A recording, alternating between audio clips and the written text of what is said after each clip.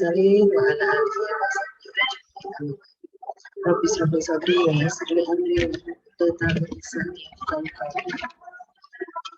hari ini kita bertemu kembali dengan para sahabat benar-benar semuanya bersama saudara ya. Semoga Allah limpahkan rahmatnya, karunia kepada kita sehingga kita semuanya dijaga oleh Allah Subhanahu wa taala dalam kesehatan, baik kesehatan fisik, jasad maupun rohani kita.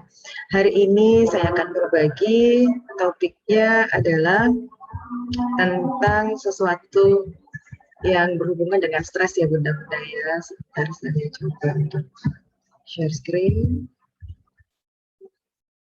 Apakah sudah terlihat Bunda? Sudah Bunda. Sudah ya, baik. Jadi manajemen stres pada wanita dan hormon yang mempengaruhinya. Jadi kita akan kupas tuntas bagaimana sih stres itu berdampak kepada manusia, khususnya pada kita para wanita. Kok beda ya gitu ya cara menyikapinya dengan pria gitu ya. Baik, kita mulai. Semoga Allah ridhoi talabul ilmi kita di hari Jumat barokah ini. Sebelum kita membahas stres, kita boleh dong merujuk kepada definisi yang dari Bapak psikologis lah gitu ya, kita biar tahu terminologi. Stres itu menurut Seeley ya tahun 56 adalah didefinisikan sebagai tekanan ya, pengalaman tekanan ya dari seseorang atas respon dalam respon kehidupan gitu. Jadi setiap kita sama kita hidup sepanjang hayat kita gitu akan terjadi banyak tekanan, dan tekanan stresor ini sangat luas gitu cakupannya dalam sepanjang hidup kita, baik faktornya fisik ya, termasuk itu adanya stres baik physically ya seperti kedinginan, kelaparan ya, nyeri, perdarahan gitu ya, ataupun lingkungan ataupun personal health. Jadi pola pikiran kita, bagaimana husnuzon kita atau suhujon kita kepada diri kita gitu kan, terhadap takdir yang terjadi.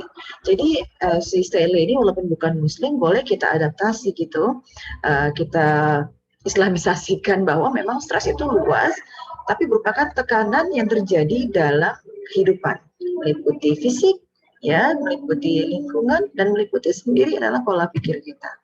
Dan sumber-sumber stres tadi, tekanan tadi adalah banyak luas, tapi kita bagi dua saja ya.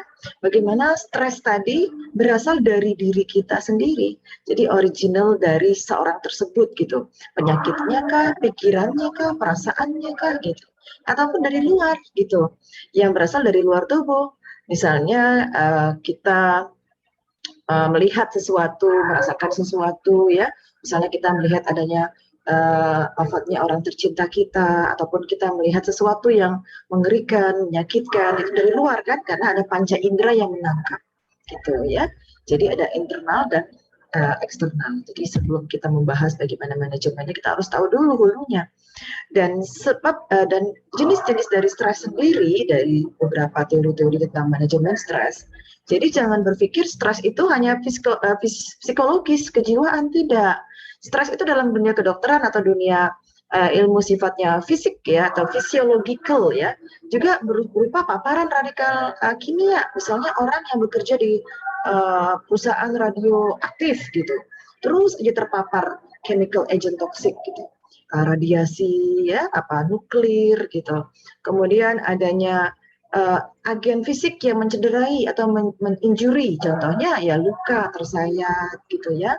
Kemudian kurang makan ya, termasuk malnutrisi, kurang gizi, gangguan hormon, itu juga disebut stres ya, sifatnya adalah fisik atau jasmani.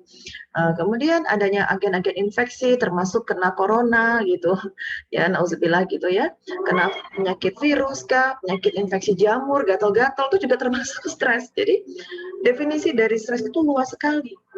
Sementara ada beberapa orang yang belum bisa membuat luas insight-nya, hanya dikotomi di stres hanya psikologis, kejiwaan, tidak. Jadi kalau kita membahas tentang stres, seperti Bapak psikologis tadi si Seeley berkata, juga sangat luas gitu, termasuk tadi ya nutrisi imbalance dan termasuk imun ya, orang-orang yang imunnya dikit-dikit kena angin, masuk angin, kembung, dikit-dikit kena hujan, batuk pilek gitu ya.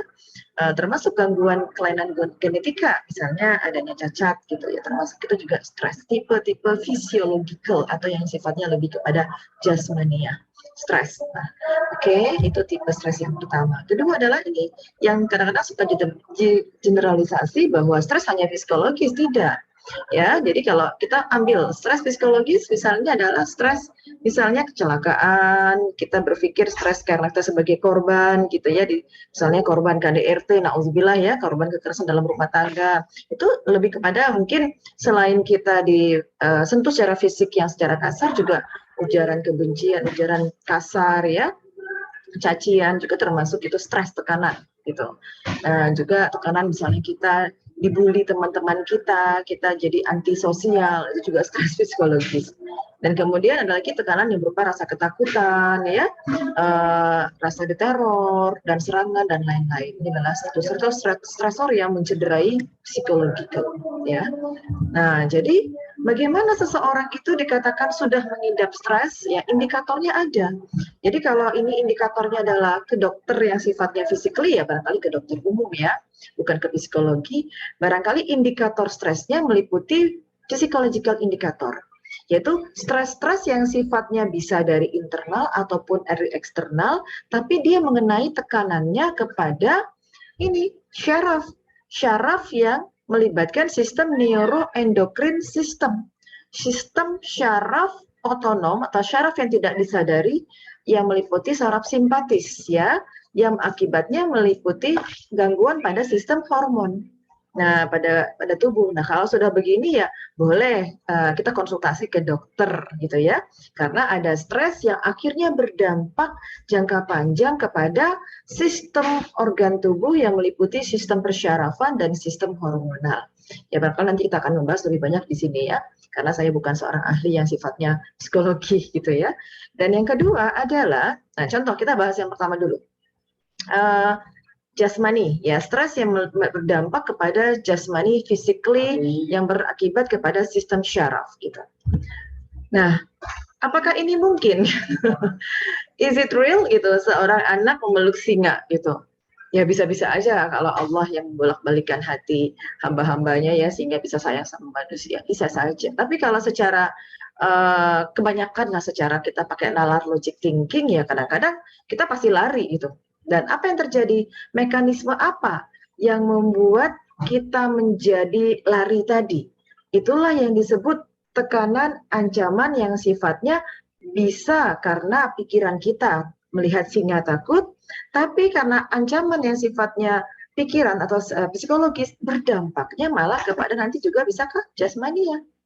Nah, tubuh manusia apapun stresor yang sifatnya internal, eksternal, physically ya atau organ ataupun psikologis ataupun mental gitu, itu semua adalah direspon oleh otak. Karena orang takut tadi melihat singa, yang melihat adalah mata, bukan bulu kulit yang tahu ada singa di situ, mata kita. Mungkin suara aumannya didengar oleh telinga, ya. Jadi ada suatu sensorik kita yang disebut panca indera menangkap itu bahaya gitu. Jadi itu di semua pesan yang sifatnya aferen tadi, stimulus tadi, oleh panca indera dihantar kepada otak. Jadi apapun mekanisme stres, baik sifatnya physically ataupun psikologis, itu semua ditangkap oleh otak. Nah, dari otak ini Allah sunnatullah sudah mengatur, kita nggak bisa lagi membantah. Allah sudah al-khabir, maha teliti gitu ya. Bagaimana si otak juga spesifik ada pesan yang dikeluarkan oleh otak untuk kita supaya alert, waspada, bisa kita terhindar dari ancaman tadi, yaitu ada suatu organ dalam otak yang disebut namanya hipotalamus. Hipotalamus nanti ketika stres, baik itu stres tadi ancaman emosional, ya misalnya dicaci, dimaki, diinjek jempolnya, Dilihat singa, mencium bau yang tidak sedap, apapun semuanya itu masuk ke hipotalamus, lalu spesifik hormon yang keluar dari hipotalamus untuk respon adaptasi terhadap sesuatu yang membuat kita tidak nyaman disebut cortical releasing hormone, CRH. Ini absolutely the one and only CRH. Merupakan hormon adaptable human being. Hormon adaptasi manusia terhadap sesuatu yang dia pikir itu ancaman atau ketidaknyamanan. Di CRH ini kemudian dia punya kode pos tertentu. Jadi hormon ini kita sebut adalah first messenger ya, suatu pesan. Dokter nanti suka kalau dalam kajian kesehatan selalu mengatakan biar gampangnya hormon itu adalah pesan. Jadi saya seorang direktur ingin memberikan pesan pengumuman kepada Departemen Human Resource, jadi sumber daya manusia untuk rekrutmen pegawai baru. Saya akan buat disposisi surat tujuannya untuk HRD. Nah, itu sudah spesifik gitu. Tapi kalau untuk keuangan ya bagian keuangan. Jadi untuk stres ini si otak memberikan pesan CRH, cortical releasing hormone khusus untuk kelenjar adrenal ya.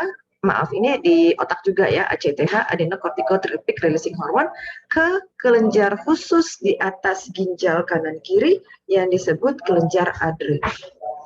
Nah, jadi stres terhadap ancaman singa, stres terhadap ketinggian, stres terhadap kedinginan, stres terhadap kepanasan, stres terhadap adanya hujatan orang gitu, bulian orang, semua itu dikontrol otak dan otak akan memberikan impuls CRH, pesan messenger hormon CRH kepada target anak ginjal adrenal kelenjar.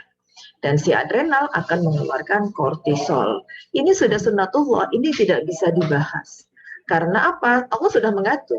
Nah, tapi jangan sampai stres tadi, ancaman kengerian tadi, membuat adrenal kita akhirnya keterusan, terus-menerus sepanjang hidup menghasilkan kortisol.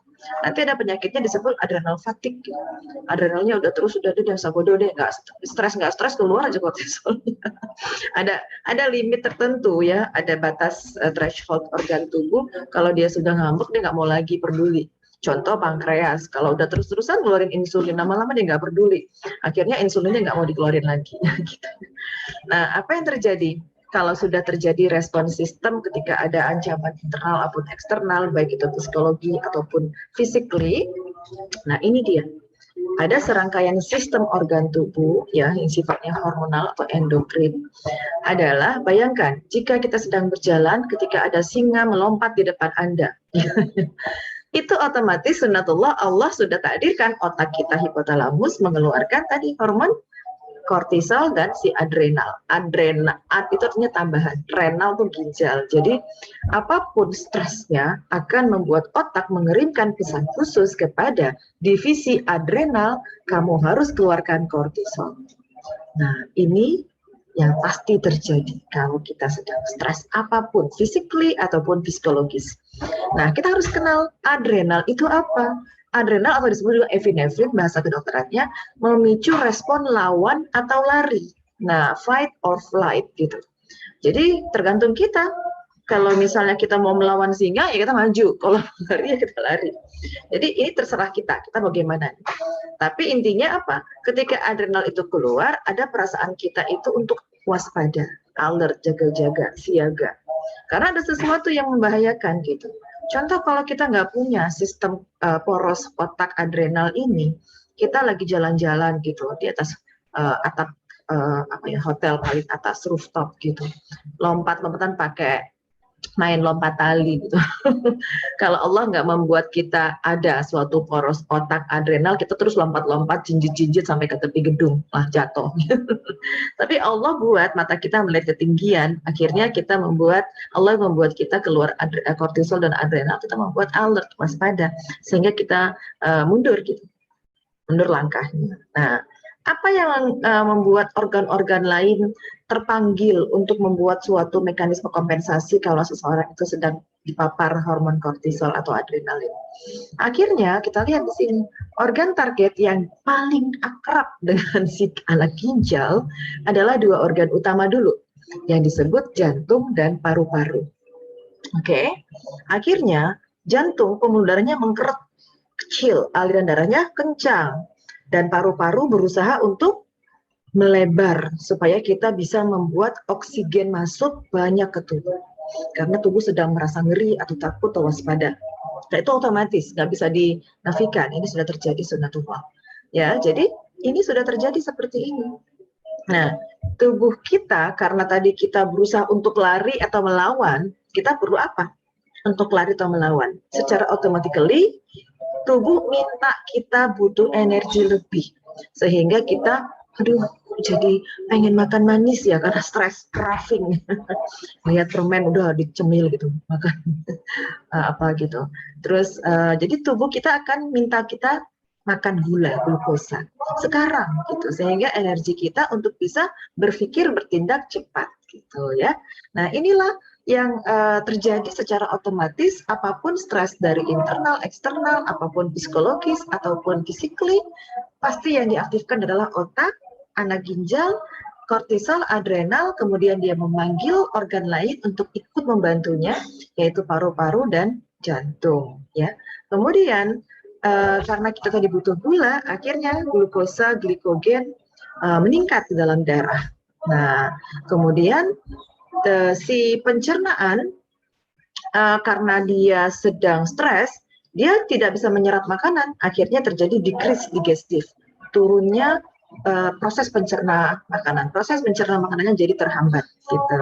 Akhirnya tertumpuklah makanan di lambung, tidak diserap, ya akhirnya apa yang terjadi? Ya tinggi gula, dan tadi secara otomatis jantung meningkatkan aliran darah, nadi meningkat, tekanan darah meningkat. Ini otomatis begitu. Nah, kalau cuma sekejap saja terjadi sebagai respon kodrati tadi, oke, no problem. Itu sebagai salah satu tamengnya manusia untuk dia hidup waspada, bisa alert, mencegah bahaya atau menangkal bahaya. Tapi kalau ini terjadi terus-menerus, apa yang terjadi? Jantungnya, pembuluhannya terus mengecil. Kebayang arteri koronaria adalah arteri yang sangat kecil, ya. Belum lagi udah stres tambah makannya lemak, udah ada aterosklerosis bawaannya, LDL-nya tinggi, trigliseridnya tinggi. Akhirnya jantung nyumbat, dilakukan ekokardiografi, wah sumbatannya sudah 80% atau 100%, akhirnya di bypass. Nah, karena tadi dilatih dengan stres terus. Terus ada orang gitu kan, kok bisa ya dia tuh nggak gemuk, makanannya nggak banyak gitu, kok kena diabetes mellitus. Kita nggak tahu, ternyata dia punya stres yang sifatnya psikologikal. Otak kan sunatullah pasti mengeluarkan kortisol, menyuruh adrenal keluar, dan tubuh merasa harus butuh energi, otomatis glikogen dipecah menjadi glukosa, glukosa terus tinggi dalam darah, pankreasnya ngambek, ujung-ujungnya insulinnya tidak ada, jadi diabetes mellitus. Jadi nggak heran kalau maaf gitu, banyak para pejabat yang sudah pensiun ya, adanya suatu kekurangan, misalnya kehilangan jabatan gitu ya, adanya suatu sindroma post power syndrome gitu ya, apalagi anak-anaknya sudah besar-besar pergi meninggalkannya dengan rumah tangga masing-masing, kesendiriannya, depresinya, itu akan membuat dia bisa terjangkit penyakit diabetes mellitus karena stresnya tadi gitu. Nah gitu ya, jadi ini contoh-contoh adrenal stressor apa-apa saja yang bisa membuat kelenjar anak ginjal kita. Adrenal tadi ini lihat letaknya di sini di tengah-tengah persis pusar kita itu ya, kanan kiri belakang ya, rasa takut ya, stres emosional psikologis, kematian orang yang dicintai, kasus rumah tangga ya, tidak dapat pekerjaan gitu, apa namanya ya, alergi makanan, kemudian terlalu banyak olahraga, merokok, terlalu banyak minum obat, terlalu banyak minum kopi, kurang gizi, terpapar toksin-toksin chemical tadi ya, kemudian kurang tidur, luka yang tidak sembuh-sembuh, psikologi ya, stres psikologis, infeksi ya, perilaku-perilaku buruk yang membuat dia sebenarnya ya yang melakukan perilaku buruk lah, kejahatan misalnya. Akhirnya tekanan keuangan yang misalnya ya kurang gitu ya, gangguan tidur, ini semua akan diberikan surat cinta dari si hipotalamus CRH tadi dengan kode pos disposisi khusus adrenal. Akhirnya adrenal keletihan. Aduh, udah deh, hands up. Kasihan banget ya dua organ kecil-kecil di tubuh kita yang menangkal stresor yang apapun memapar tubuh kita yang ditangkap oleh otak. Nah, akhirnya Kalau seseorang ketika dia stres, terus semua kejadian yang adrenal stresor memapar tubuhnya, tubuh yang teraktivasi syarafnya adalah dari otak kan memberikan pesannya ke adrenal dan ke seluruh organ tubuh. Yang pertama tadi adalah jantung dan paru-paru, dan bukan hanya dua ternyata, dia akan mengaktifkan suatu saraf simpatik, ya, sympathetic system yang tidak bisa kita sadari gitu. Jadi sarafnya saraf otonom, dia otomatis Allah sudah atur seperti itu. Kita nggak bisa, berhenti dulu deh jantung, kamu agak lambat, nggak bisa. Ya, jadi kita tidak bisa kontrol itu secara sunatullah. Ketika stres memapar adrenal, dia akan memanggil organ sistem lainnya untuk mengaktifkan suatu sistem syaraf simpatis. Sebenarnya adalah secara sunatullah Allah ingin kita meningkatkan kewaspadaan tubuh. Ya, nah gitu. Nah inilah dalam hidup ya, kita harus kembali kepada prinsip bahwa hidup harus seimbang. Bahkan untuk menjaga kesusunan tubuh kita, sistem tubuh kita, ya kembali Al-Infitar ayat 7, allazi khalaqaka fasawwaka fa'adalak, bahwa aku telah menciptakan tubuhmu sempurna dan menyusun tubuhmu seimbang, kata Allah di surat Al-Infitar ayat 7. Sama sistem stres dan kompensasi untuk kita kembali stres, ya normal yang stres gitu ya, tidak terlalu berlebih-lebihan, kita diatur oleh sistem syaraf otonom yang disebut simpatis dan tadi stres, dan kita harus enhance, yaitu atau kita dukung kemampuan parasimpatis kita. Bisa istirahat, rileks, pencernaan bisa mencerna agar gula tidak terlalu ketinggian gitu ya. Jadi bagaimana ya caranya, solusinya kalau sudah stres memapar tubuh agar parasimpatis kita akan lebih dominan gitu, agar membuat balance gitu. Ya, jadi kita akan kembali mengenal kortisol tadi. Ketika stres sudah melanda, adrenal bekerja, pasti dia mengeluarkan lonjakan hormon kortisol. Nah, berikut ini adalah hormon-hormon lain yang mempengaruhi, yang akan memperburuk terjadinya stres pada tubuh kalau kita tidak meningkatkan segera si parasimpatis. Apa saja itu? Ya, kita lihat di sini ya. Kita lihat kalau kita normal stres ya, normal stres kita pasti kita pasti stres. Saya aja kalau tadi keinjek maaf, nauzubillah gitu, paku payung tadi saya keinjek apa gitu, jarum pentul gitu kan, ketusuk gitu, saya stres gitu ya. Jadi physically stress masuk ke otak saya, sakit, Masya Allah, subhanallah. Otak otomatis yang merespon, hai adrenal keluarin dong kortisol, hormon dari sana keluar. Dia akan membuat sistem imun kita bereaksi. Ya, sistem imun kan merupakan suatu barikade pertama sistem pertahanan tubuh. Ya, biar jangan ada radang, biar jangan adanya inflamasi atau infeksi gitu kan, sistem imun sudah diaktifasi begitu. Nah kemudian tapi kalau terus-terusan terjadi, kita tidak mentolerir terjadinya stres, tapi kita jadi kayak terus aja kita terkurung dalam keadaan stres tadi, menjadi kronik stres yang patologi, yang penyakit gitu. Apa yang terjadi? Kita melibatkan sesuatu yang disebut syaraf sympathetic nervous system, parasimpatis tadi. Sehingga sistem parasimpatis akhirnya memanggil organ-organ tadi yang sebelumnya dokter medis sampaikan tadi, ini dipanggil semua. Mata jadi melebar, keluar air liur sulit keluar, kering tenggorokan gitu ya, paru-paru mengembang, akselerasi heartbeat, meningkatnya nadi, menghambatnya peristaltik dan pencernaan gitu ya, meningkatkan glukosa, meningkatkan adrenalin dari anak ginjal, menghambat kita berkemih karena ketakutan, akhirnya ISK ya, kalau kita nggak nahan-nahan pipis kan akhirnya anyang-anyangan gitu ya. Dan sampai nanti kadang-kadang kita stres juga bisa menstimulasi orgasme. Ya efek baik sebenarnya, tapi kan bahaya kalau terus-terusan kita begini, ya kita akan menjadi seorang yang mungkin ya penyimpangan seksual atau menjadi orang yang sangat-sangat over gitu ya. Nah akhirnya kita kembali lagi, akhirnya nervus parasimpatis ini juga kita harus seimbangkan. Kalau tidak nanti kortisolnya menjadi resisten. Kalau sudah kortisol resisten, nanti adrenalnya fatigue. Akhirnya apa yang terjadi?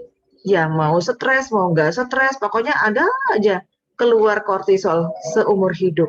Nanti apa feedback mekanisme ke otak adalah otak gangguan hantaran neurotransmitter, gangguan jiwa.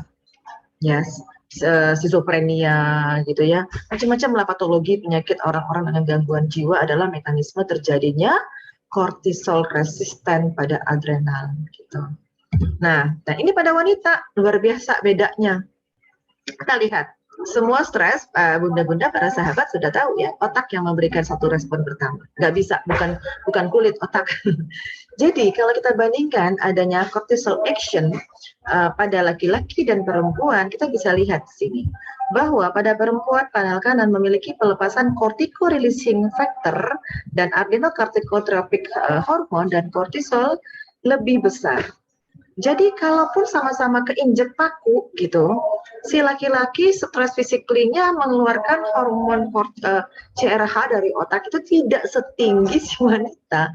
Itu sudah sunatullah terjadi. Allahu a'lam kenapa begitu. Ya, akhirnya lihat di sini. Sama beban stresor diberikan, tapi yang ini kok jadi berlebih ya pada female. CRV-nya, ACTH-nya, kortisolnya lebih tebal ya.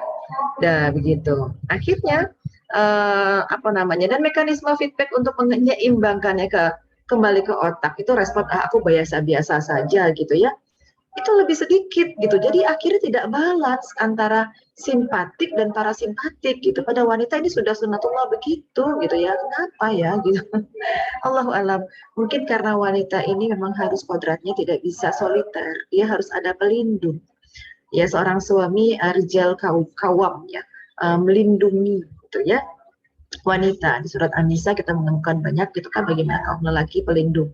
Jadi kalau dia sendiri menghadapi bahaya, sunatullah Allah memberikan tinggi sekali respon kortisolnya di tubuh. Ya, sehingga kita mungkin perlu pendampingan membalans gitu ketenangan kita tuh ya, penjagaan dari suami kita barangkali ya.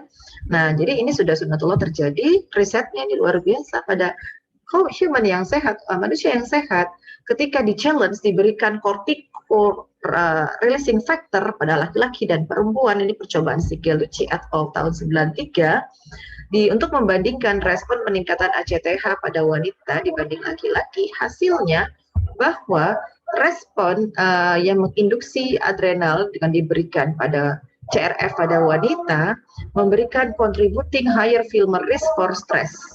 Nah, jadi luar biasa, sama-sama dosisnya diberikan hormon stres pada laki-laki dan pria. Ini tidak ditakuti ya, kalau ditakuti kan terlalu subjektif, karena ada pikiran yang melihat sesuatu, laki-laki mungkin melihat ular biasa, perempuan langsung takut, dia kan agak bias gitu. Nah ini tidak, dia risetnya ingin melihat benar-benar respon dari adrenal seorang wanita, disuntikin tuh hormon CRF kepada pria dan wanita. Hasilnya higher female risk, jadi female akan lebih teraktivasi kelenjar adrenalnya. Nah, gitu ya. Akhirnya merubah kognisi pada wanita, moodnya gampang berubah dan lain-lain. Sampai 2018 disambung lagi penelitiannya oleh si Bangaser, Telenson, Salvatore et al. Gitu ya. Contributing bahwa female lebih risiko lebih tinggi menderita stres, dan karena tadi dia lebih responnya besar sekali mengeluarkan adrenal atau kortisol. Nah, jadi ketika adrenal tadi kelenjar anak ginjal mengeluarkan kortisol, maka kelenjar adrenal juga melepaskan epinefrin atau adrenalin, yaitu hormon kewaspadaan. Akhirnya otomatis detak jantung kita meningkat. Kok tidur deg-degannya terasa? Sampai kadang-kadang ictus cordis, nama bahasa kedokterannya, berdetaknya kerasa gitu. Kok kayak jantung saya deg-deg gitu. Terus manifestasinya kadang-kadang tangan kita sampai keringetan. Gitu. Ini gejala ketika sudah adrenalin meningkat, gara-gara tadi kortisol tidak bisa kita manajemenin, atau si syaraf parasimpatis tidak bisa kita enhance, tidak bisa kita stimulasi gitu. Jadi simpatis terus yang dominan di tubuh syaraf, di sistem saraf kita. Yang kemudian selain adrenalin juga ada noradrenalin, juga sama, akan memicu cemas, ya, kurang tidur, terus jantungnya cepat gitu, dan tensinya naik sendiri. Padahal ini bukan gara-gara hiperkolesterol gitu, hanya suatu yang sifatnya stresor gitu, ancaman baik psikologis ataupun fisik ataupun yang sifatnya lebih kepada pikiran gitu ya. Itu bisa secara otomatis keluar si noradrenalin. Nah, kemudian insulin ya, jadi hati-hati jangan sampai kita larut dengan stres, pikirin terus kalau pas punya masalah gitu. Karena setidaknya gitu, kortisol tadi akan membuat insulinnya terus keluar gitu, karena dia butuh glukosa ya, banyak dipecah dari glikogen gitu kan, dia perlu insulin untuk diangkut, untuk dimasukkan gula tadi ke dalam sel karena kita butuh energi untuk melawan atau melakukan tindakan yang lebih agresif gitu. Akibatnya tubuh butuh lebih banyak gula, karbohidrat, lama-lama terjadi resistensi insulin dan pankreas letih sehingga terjadilah beresiko terjadi diabetes mellitus. Ya, bukan karena makannya banyak, stresnya tadi memang secara otomatisasi si kortisol manggil-manggil insulin gitu. Ya rame-rame dibuat ricuh gitu akhirnya. Kalau terus-terusan kita seorang manusia larut dalam keadaan adrenal fatigue tadi. Ya, jadi akhirnya kita pengen makan gula terus gitu ya, merasa lapar terus insulin terus dikeluarin dari pankreas kan untuk membuat keseimbangan kan, karena gula itu perlu diangkut oleh insulin agar bisa di metabolisme masuk ke dalam sel tubuh. Ya, akhirnya lama-lama pankreasnya menjadi resisten insulin dan terjadilah gula menjadi tumpukan lemak, bisa jadi obesitas, bisa menjadi tadi diabetes mellitus, dan atau tadi kalau masih resisten insulin bisa jadi PCOS. Ya, jadi ada hubungan kok, ada ya orang gangguan haid. Bunda Meti selalu berpikir gitu, bukan hanya USG sel telur dan rahim saja. Kita lihat bagaimana gestur tubuhnya, bagaimana dia cara menatap pandangan kita, bagaimana cara dia berbicara. Kita bisa menilai nih orang dalam keadaan depresi, cemas, gaduh gelisah gitu ya. Pas kita misalnya bersentuhan salaman, tangannya sudah berkeringat.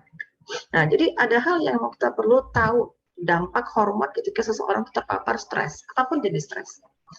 Kemudian ada gangguan lagi ketika kita stres, kortisol tadi meningkat ya. Gara-gara keinjek paku, nggak haid bulan depan, bisa nggak? Bisa. Kalau pagi siang malam nangisin paku, dia yang nancep di kaki, nggak dicabut. Nah, jadi ada dampak kepada hormon kewanitaan estrogen. Kalau seseorang wanita selalu dalam keadaan stres, dia akan mengacaukan siklus menstruasi.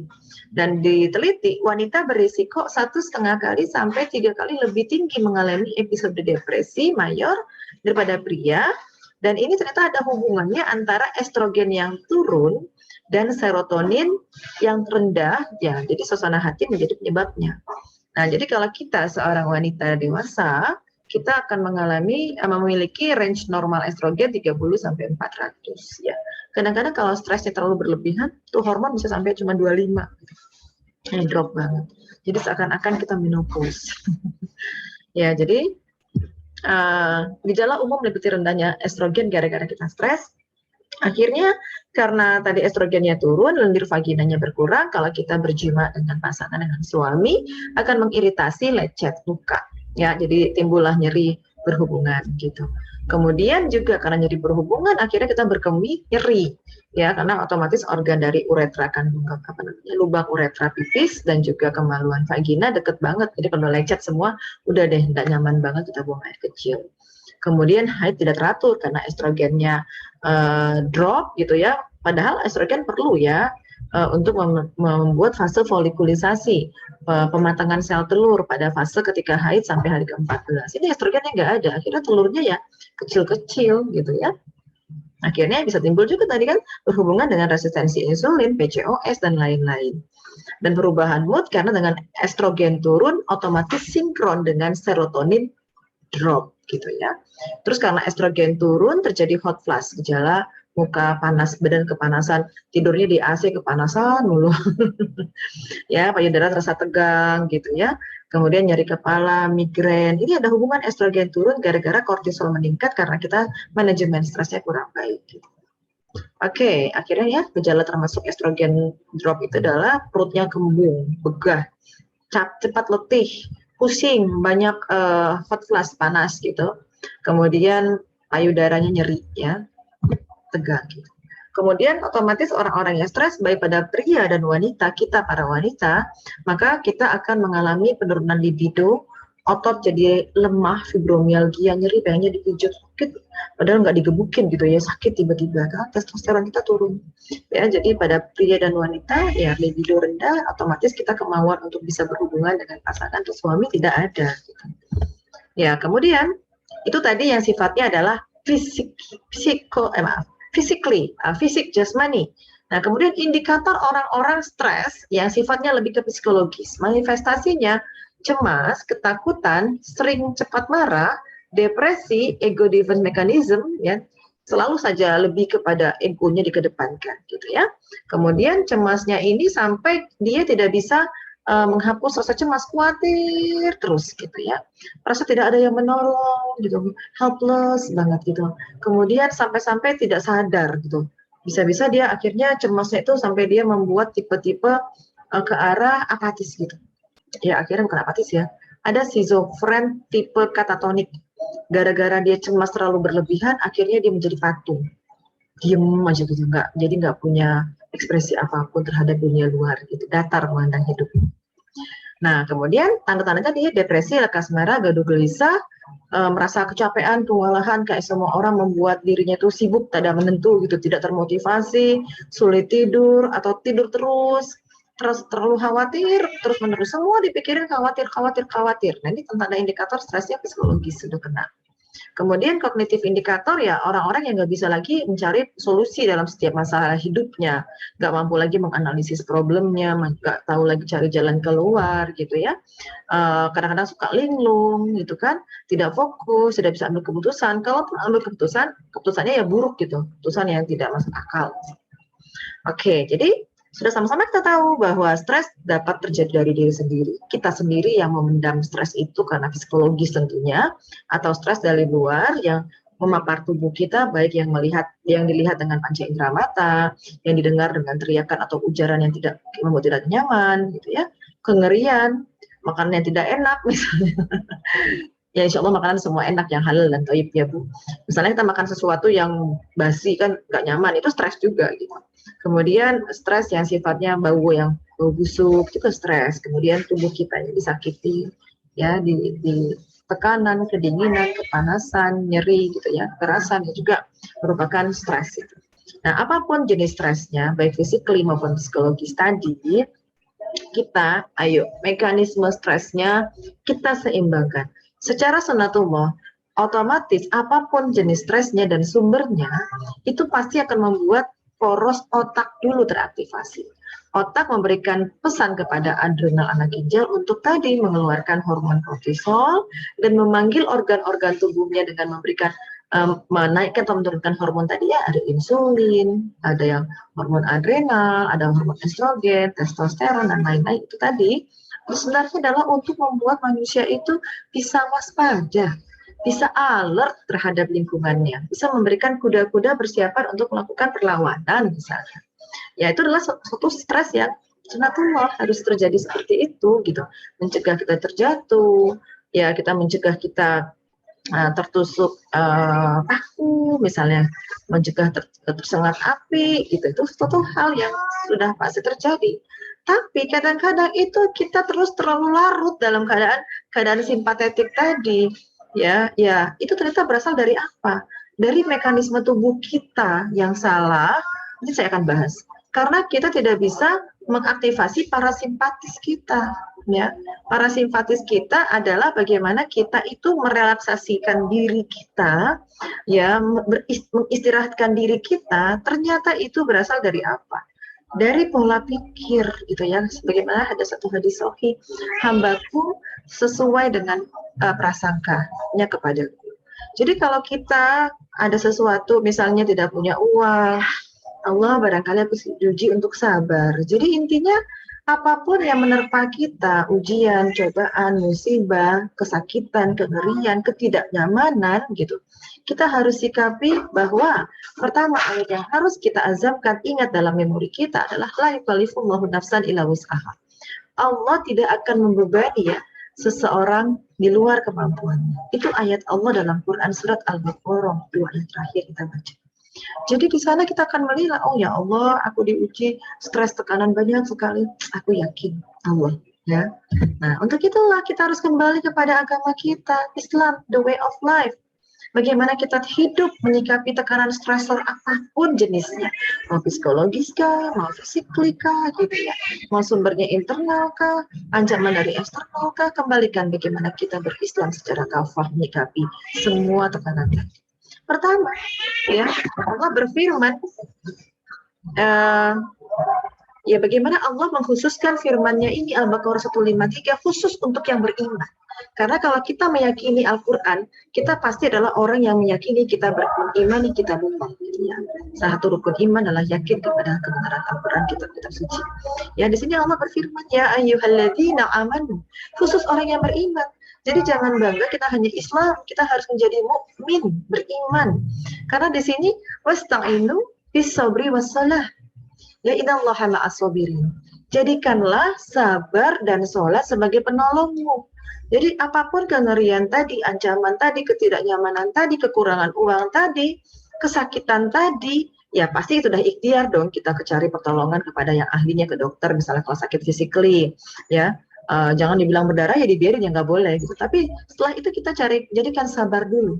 Kata Allah di sini sabar dulu ya. Wasta'inu bis-sabr. Jadi jadikan sabar dan sholat sebagai penolongmu. Kan kita dapat tekanan, bagaimana kita minta tolong? Jadikan sabar dulu dan sholat untuk penolong. Dan Allah pasti bersama orang yang sabar. Allah menekankan lagi, aku bersama kamu yang sabar. Mau kamu dihujat, mau kamu di KDRT, na'udzubillah gitu ya, mau kamu apapun yang sifatnya psikologis, ya mau kamu lagi sakit kanker gitu ya, sabar dulu. Ya selain ikhtiar tentunya berobat gitu ya. Nah akhirnya solusi dalam Islam, ayo kita menjadi pilihan kita. Stres apapun, gangguan kortisol yang berlimpah ruah tadi, tubuh harus bisa ngerem tuh kortisol. Jadi ada threshold bagi orang beriman, dia akan menyikapi rasa sakit tadi tidak dengan berlebih-lebihan, atau kalau istilah anak muda baper gitu. Ya, ala bizikrillah tatma'innul qulub. Bagaimana dengan kita mengingat Allah, hati menjadi tenang, ya, tentram. Quran surat Ar-Ra'd ayat surat ke-13 ayat 28. Jadi kita kembali mengingat Allah dan jangan lupa dekatilah Quran gitu ya. Karena bagaimanapun suara Al-Quran, kata Imam Ibnu Qayyim Al-Jauziyah dalam satu kitabnya, Quran membuat jiwa menjadi tenang, tentram, mulia. Sementara suara nyanyian membuat jiwa resah, gelisah, tidak tenang. Ya, ini katanya seorang orang solih.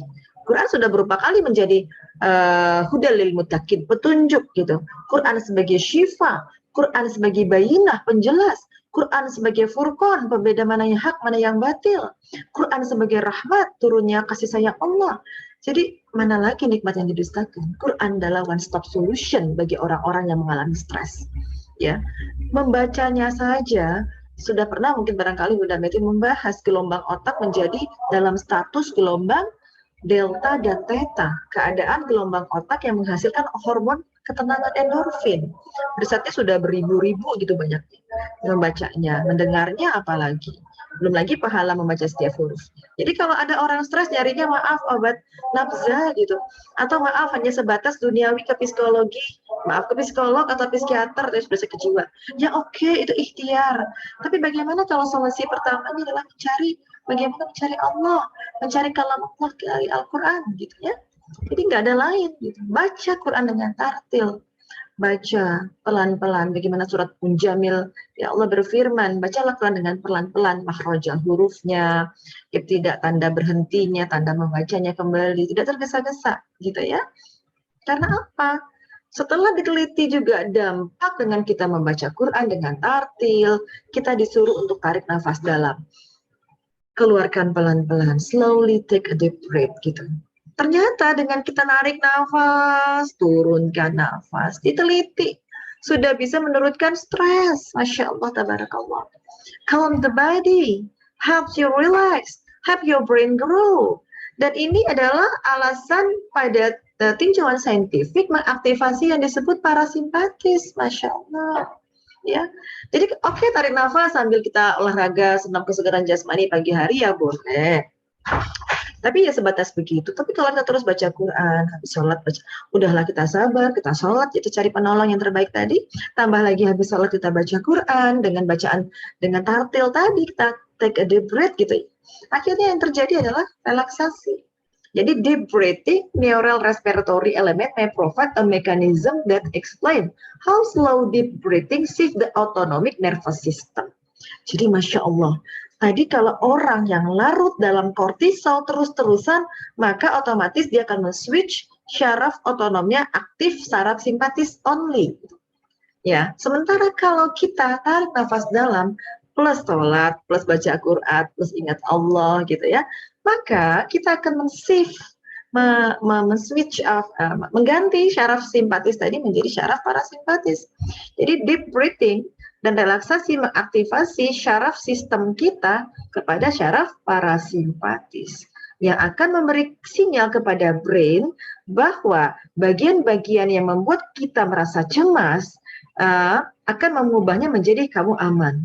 Kamu nggak usah ngelawan. Udah kamu diem aja. Take a deep breath. Cari oksigen banyak-banyak. Berpikir yang tenang. Nah, gitu. Ini kata orang barat padahal.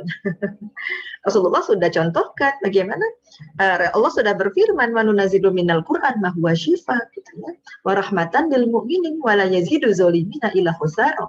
Jadi menjadi syifa, menjadi rahmat pada orang yang bertakwa, tapi menjadi kerugian pada orang yang zalim. Nah, ini salah satunya.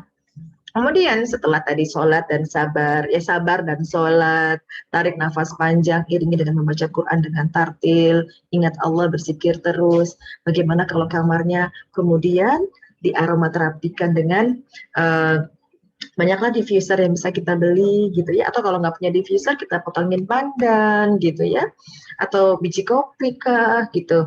Apapun lah kita bisa buat sebagai aromaterapi. Di sini diteliti bahwa lavender juga membuat kita bisa lebih kalem gitu ya, untuk mengatasi nervous tension, depresi gitu ya, chaos ke energi. Jadi membuat energi kita lebih teraktivasi gitu ya. Eukaliptus ya, minyak kayu putih juga boleh, apalagi zaman corona gini ya, diffuser minyak kayu putih gitu. Jadi clarity of mind, menjernihkan pikiran, jadi positif thinking. Peppermint, citrus, ayo silahkan para bunda. Ya, kemudian ini teorinya bahwa bagaimana penciuman kita kemudian membuat aktivasi dari sistem limbik yang ada di otak, amigdala dan hipokampus, meningkatkan memori, meningkatkan semangat belajar, dan menetralisir emosional menjadi lebih stabil. Ya, ini sudah diteliti semuanya. Bahkan ketika essential oil aromaterapi itu masuk ke lubang hidung kita, dia langsung directly masuk ke sistem limbik yang mengatur emosi, yang mengeluarkan neurochemical yang membuat relaksasi. Jadi endorfinnya keluar, dopaminnya keluar, serotoninnya keluar, oksitosinnya keluar. Makanya salah satu jurnal terbaru untuk menstimulasi orang untuk bisa mules, bersalinnya kuat, cium-cium aromaterapi. Ya boleh lavender, boleh apapun. Ya perlu riset kalau memang pengen membuktikan gitu ya.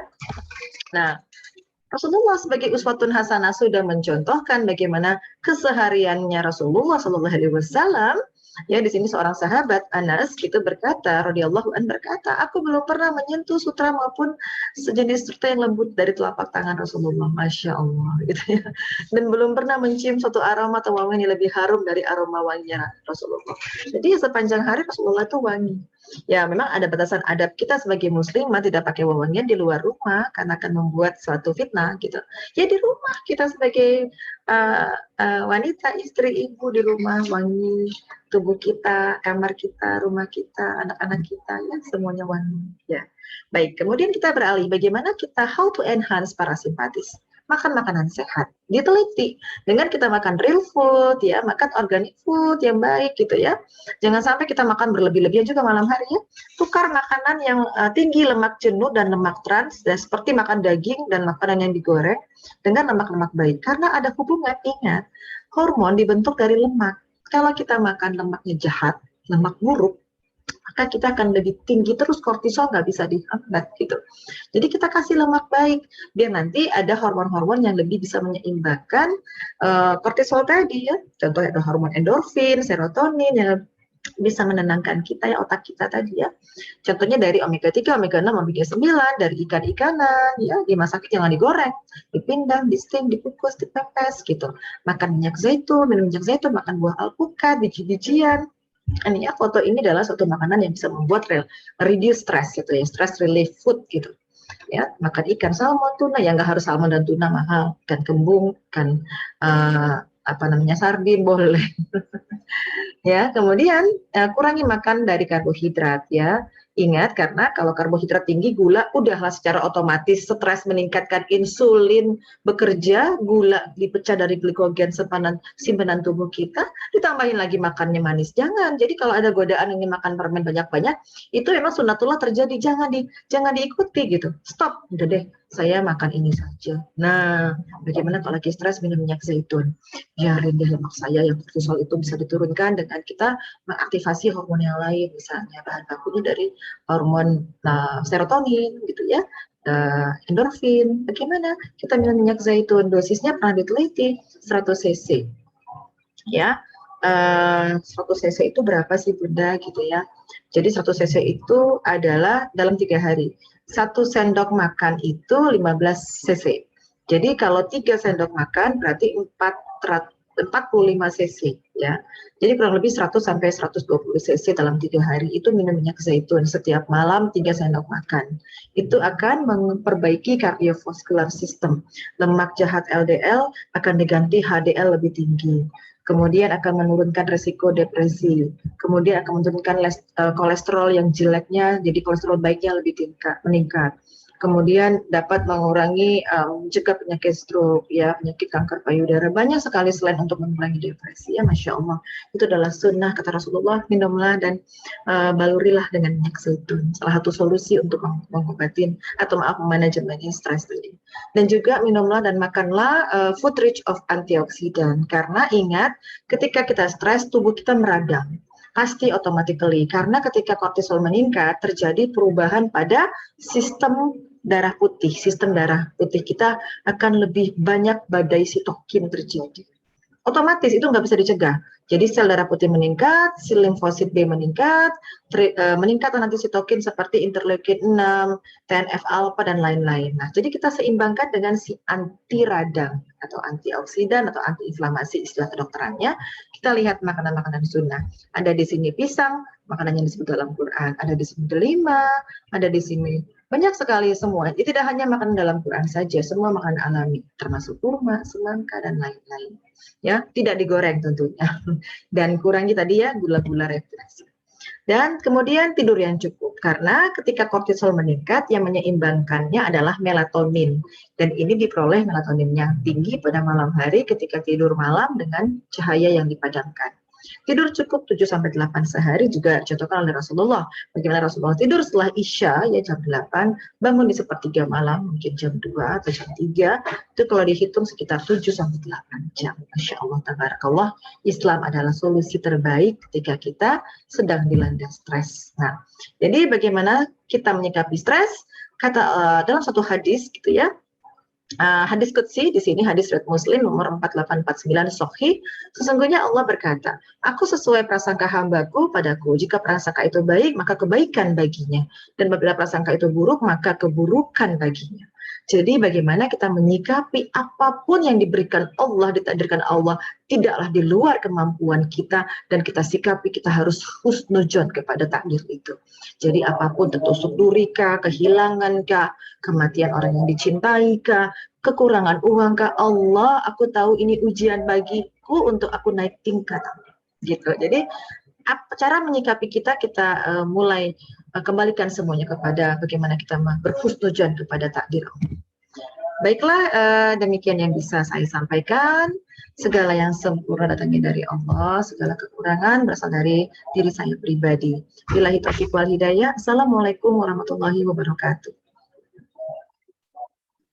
Waalaikumsalam warahmatullahi wabarakatuh. Alhamdulillah, begitu jelas penjelasannya Dr. Meti. Namun mungkin dari Ummahat di sini ada yang ditanyakan, dipersilahkan. Ini di chat ada yang bertanya dengan Ibu Katarina Tarigan. Dipersilahkan untuk menyampaikannya langsung, boleh?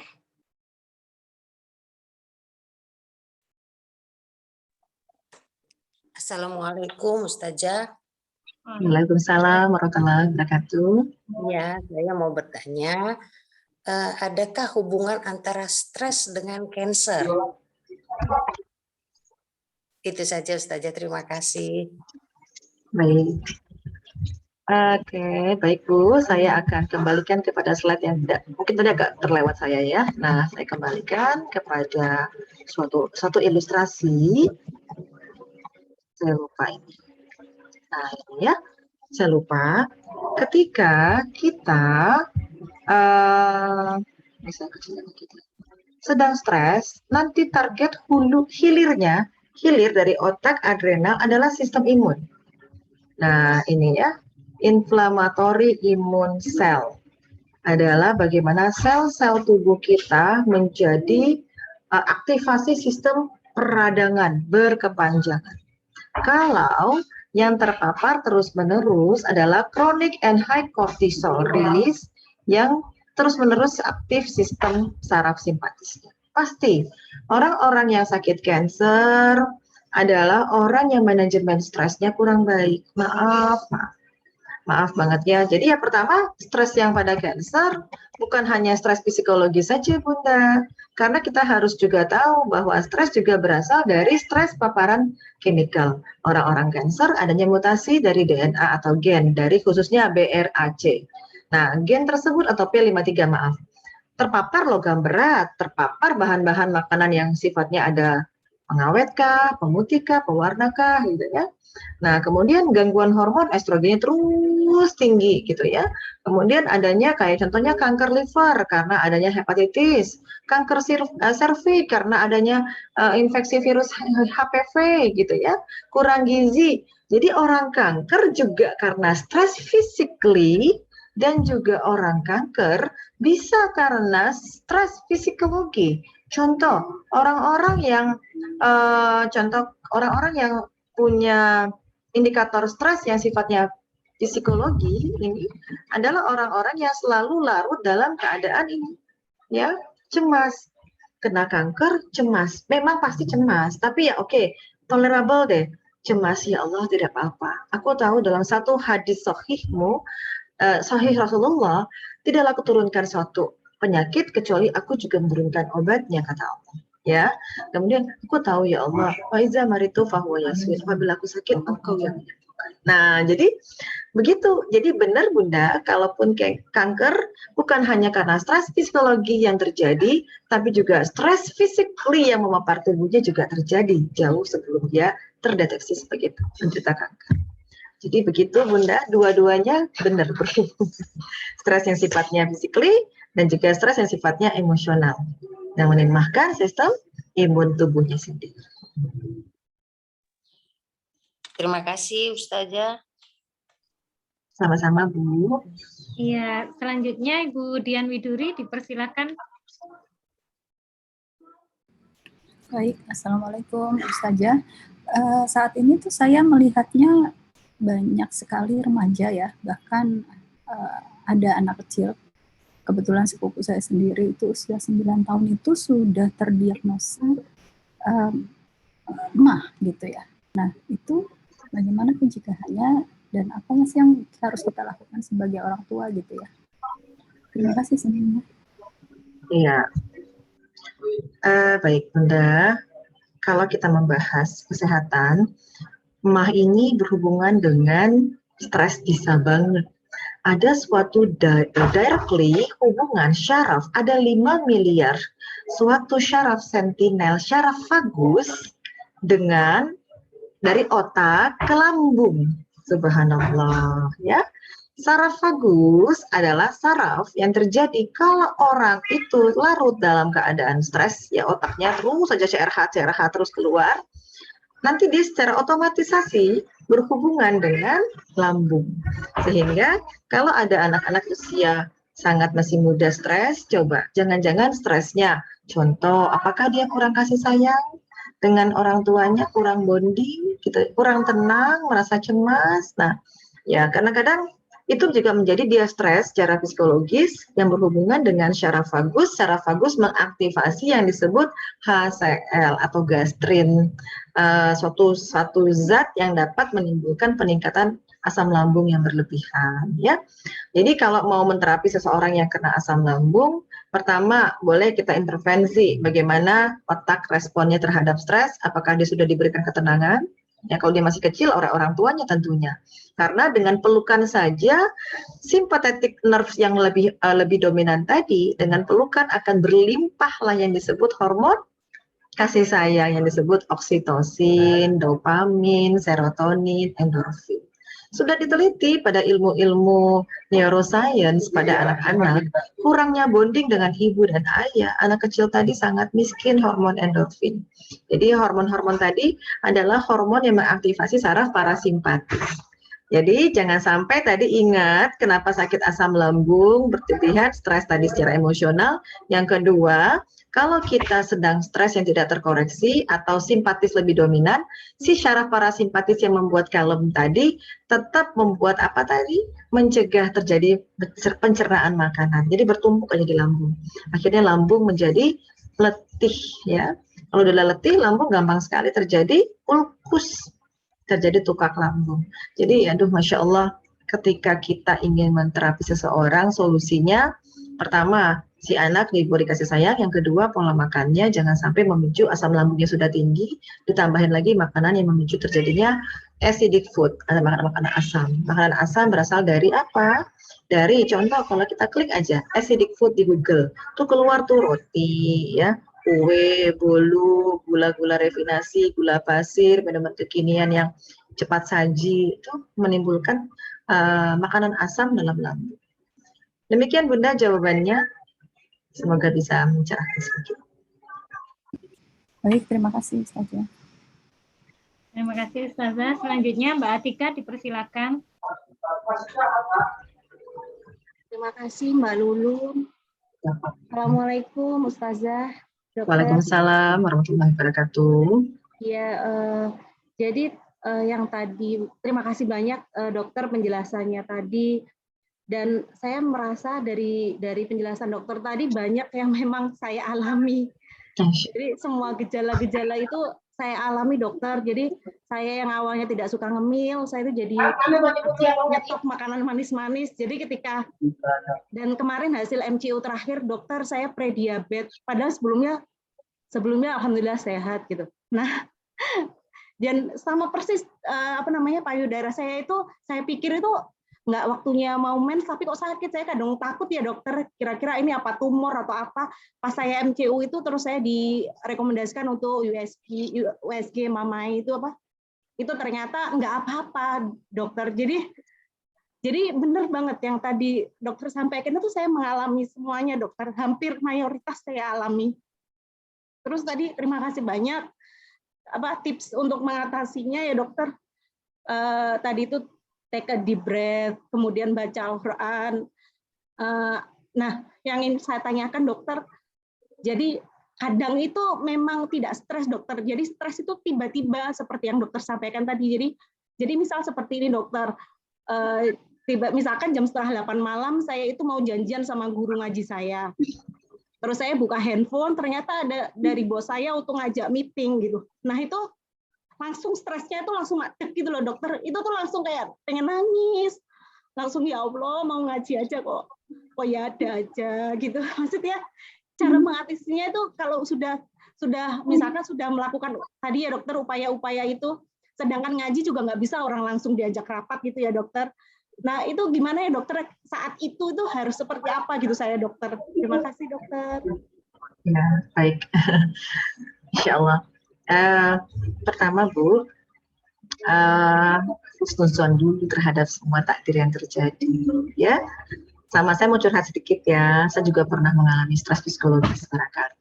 Jadi dalam 2 tahun ini suami saya bolak-balik ke Papua, jadi diberikan tugas amanah negara untuk menangkap OPM lah gitu. Secara mentally saya ya khawatir, secara logik aja lah gitu ya. Kok suami saya lagi, kok suami saya mau protes sama Allah gitu. Sampai ya pengennya, saya pengen datengin komandan lah supaya jangan gitu ya. Tapi kemudian saya berpikir, Allah la yukallifullahu nafsan illa wus'aha gitu ya. Jadi buka Quran. Jadi Bu, yang pertama Ibu harus pertama husnuzon dulu terhadap semua yang menerpa kita. Apapun tadi termasuk undangan meeting udah mau ngaji nih, mau kebaikan. Allah indah sekali perjuanganku untuk beribadah. Ya menuntut ilmu lah contohnya Ibu ya. Jadi ketika kita uji lebih tinggi, yakin Bu, kita akan naik tingkat. Ibu, pandang anak kita yang barangkali masih di bangku SD atau SMP. Setiap dia setiap ujian, ada naik kelas ya Bu ya, kelas 1 ke kelas 2. Ibu lagi diuji, mungkin sabarnya mau naik level tingkat lebih gitu ya. Sama ternyata saya juga begitu. Akhirnya suami saya hampir setahun lebih gitu ya di Papua. Ketika berangkat lagi kemarin saat PON saya pergi, saya tidak ada perasaan lagi ya khawatir. Ya sudah, Allah, Alhamdulillah, aku sudah ditempa sabar. Jadi threshold ambang batas sabar sudah naik. Dan ingat, GR sekali orang yang sabar. Innallahu ma'as-sabirin. Apa kata Allah? Aku bersama orang yang sabar. Jawaban tadi Al-Baqarah 153. Jadi Bu, jangan uring-uringan lagi. Bagaimanapun seorang mukmin ketika diterpa apapun, baikkah kita bersyukur, tidak baiklah kita juga bersabar. Ya, demikian jawabannya Bu. Terima kasih banyak dokter.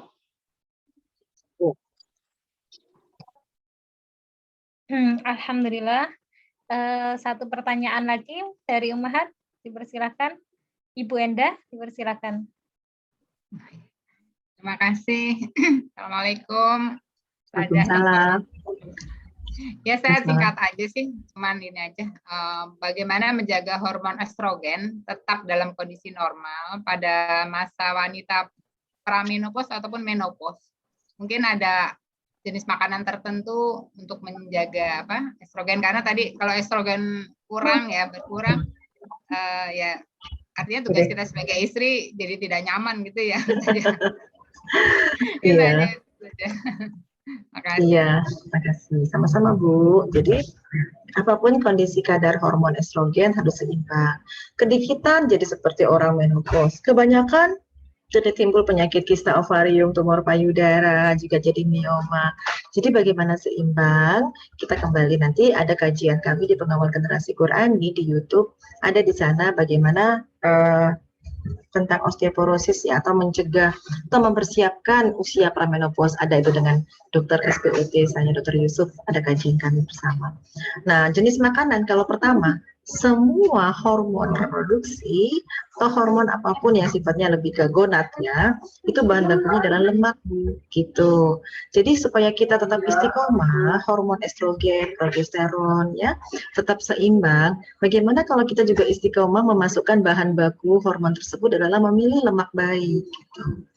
Banyak orang salah kaprah, hulunya kolesterol, dianggap kolesterol itu semuanya buruk. Tidak, ada kolesterol baik yang merupakan kategori omega 3, omega 6, omega 9. Ibu rutinkan bagaimana kalau menu makanan sehari-hari lebih dominan makan ikan, baik ikan laut maupun ikan tawar, hanya dimasak dengan pindang, sop, pepes, kukus, di steam gitu ya. Tidak digoreng, tidak dibakar. Hindari lemak-lemak yang sifatnya kolesterol jahat. Contoh, memang kalau roti karbo sih Bu, tapi kalau ditumpuk menjadi glikogen, dia lari ke dalam pembuluh darah menjadi gliserol, menjadi trigliserida, akhirnya jadi lemak buruk. Kemudian apalagi lemak yang tidak baik, semua minyak yang dipanaskan adalah lemak tidak baik. Ya, karena apa? Terjadi proses lipid hidrogenasi gitu lah ya. Jadi keras, jadi lemaknya lebih cenderung kepada lemak trans gitu. Jadi kalau Ibu beli satu produk ya di supermarket, lihat ada trans fat, tinggalkan, absolutely tinggalkan. Jangan masukkan usia-usia kita 40-50 lemak trans, karena nanti akan membuat hormon kita berantakan. Nah, itu pertama. Dan lemak terbaik di muka dunia, saya rutinkan setiap malam 3 sendok makan. Pagi hari sarapan alpukat, biji-bijian, makan nanti kacang merah rebus ya, silahkan Bu, atau susu almond gitu. Nah, itu saja intinya. Nah, terus lemak juga, selain itu kita membuat supaya estrogen ini berikatan juga hormon lemak, itu juga akan dibantu dengan namanya enzim. Jadi metabolisme lemak tidak lepas dari juga proses enzimatisasi. Dan enzim berasal dari mana? Sudah sama-sama tahu, dari sayur dan buah. Nah, insya Allah kalau Ibu istiqomah sayur, buah, lemaknya lemak baik, hormon kita bukan hanya estrogen, progesteronnya juga seimbang. Demikian Bu jawabannya. Terima kasih. Monggo Mbak Lulun. Alhamdulillah. Ya, terima kasih Ustazah, terima kasih Ummahat yang sudah mengajukan pertanyaan. Mungkin untuk tanya jawab dicukupkan ya Bu Endah. Ya, mungkin karena waktu juga. Iya, iya. Insya Allah mau bekerja lagi ya, Masya Allah. Iya. Ya, jazakillah khairan katsira, Dr. Meti telah memberikan kami nasihat-nasihatnya. Semoga ini bisa diimplementasikan dalam kehidupan sehari-hari oleh ummahat sekalian yang ada di sini, dan ilmunya bisa di-share gitu ya, Dr. Meti ya, ke Insya Allah. yang Jadi, lainnya. Seperti satu itu. lagi pesan saya, tadi gambar di depan, seseram apapun singa, bagaimana seorang anak kecil tadi yang hatinya bersih, gitu ya, tidak pernah seujon, bisa berpelukan. Jadi gambar tadi ingin saya sharing, sengeri apapun apa yang menerpa kita, kita harus menganggap itu baik. Ya, jadi gambar ini merupakan suatu yang, maaf saya ulangin lagi untuk para bunda, membuat kita banyak mengambil hikmah di sini. Jadi apakah ini maaf ya, saya kembali lagi tadi dari awal. Oke. Nah ini, is it real? Sebenarnya di foto real ternyata. Ya, jadi saya berpikir dari foto ini saja tadi, saya masukkan ke sini untuk para bunda-bunda.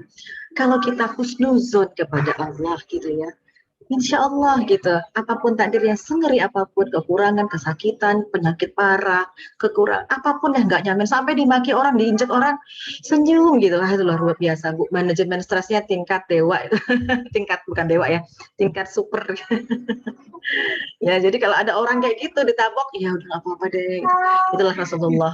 Gimana ya, Rasulullah itu dilempari batu, dibuang kotoran, gunung Uhud udah dari bukit Taif mau menemplok mereka, tidak. Malah didoakan semoga umat yang memusuhinya mendapat hidayah. Itu solusinya dalam Islam. Kalau kita bisa, hati seorang muslim itu lembut. Apapun kesulitan, karena Allah ingin apa? La yukallifullahu nafsan illa wus'aha, tidak mungkin melebihi kemampuan. Dan juga buka, mari cara sama-sama surat Al-Muluk ayat 2. Ya. Azi khalaqal mauta wal hayata liyabluwakum ayyukum ahsanu amala. Kita diuji hidup dan mati untuk Allah tahu mana yang paling baik amal. Itulah manajemen stres yang terbaik dalam Islam. Insya Allah kita akan selamat dari segala stres yang membuat kita banyak mudarat. Demikian Bunda. Amin ya rabbal alamin. Terima kasih Ustazah. Mungkin bisa ditutup dengan doa. Mohon dibimbing Ustazah. Ya, astagfirullahaladzim, la ilaha illa huwal hayyul qayyum wa atubu ilaihi. A'udzubillahi minasyaitonirrajim. Bismillahirrahmanirrahim. Alhamdulillahirabbil alamin. Hamdan syakirin, hamdan hamidin, hamdan ni'amahu yukafi mazidah. Ya Rabbana lakal hamdu kama yanbaghi li jalali wajhikal karimi azimi sultani. Allahumma sholli ala sayyidina Muhammad wa ala ali sayyidina Muhammad. Allahumma firli wali walidayya warhamhuma kama rabbayani shaghira. Rabbana zalamna anfusana wa illam taghfir lana wa tarhamna lanakunanna minal khasirin. Rabbana la tu'akhizna in nasina aw akhtana. Rabbana wa la tahmil alaina isran kama hamaltahu 'alal ladzina min qablina. Rabbana wa la tuhamilna ma la taqata lana bih wa'fu anna wa'fir lana warhamna anta maulana fansurna 'alal qaumil kafirin. Allahumma inni a'udzubika minal hammi wal hazan wa a'udzubika minal ajzi wal kasal wa a'udzubika minal jubni wal bukhul wa a'udzubika min ghalabatil wadaini wa qahrir rizal. Rabbana atina fid dunya hasanah wa fil akhirati hasanah wa qina azabannar. Subhana rabbika rabbil izzati amma yasifun wa salamun alal mursalin walhamdulillahi rabbil alamin.